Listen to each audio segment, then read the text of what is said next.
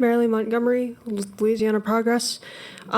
Just wanted to point out really quickly with this that in transferring juveniles to the adult system, the likelihood that they reoffend and commit worse crimes goes up.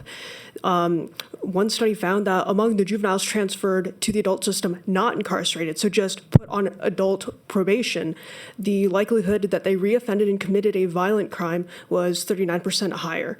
And so that was just for those juveniles that were on probation. For those that are incarcerated, we see the comparison between juvenile incarceration versus probation being that those who are incarcerated have a 30 to 32% higher likelihood of reoffending, committing a more serious crime.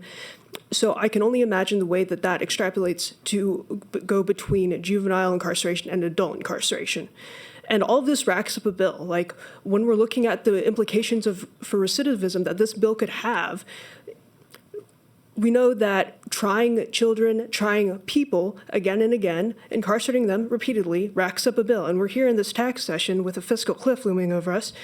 And it's more cost effective to simply try to rehabilitate them, to invest in the measures that would help prevent crime to start with.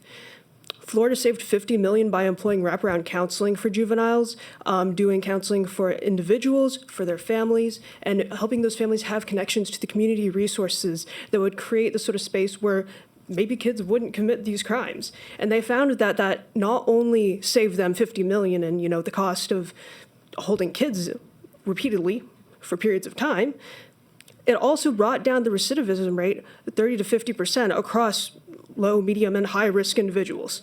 And this kind of gets to the point that juveniles are incredibly dependent on their communities. These are 15s and 16-year-olds. They're still learning to drive. They're functionally freshmen and sophomores in high school. And that doesn't mean that they can't commit egregious crimes. I'm not saying that.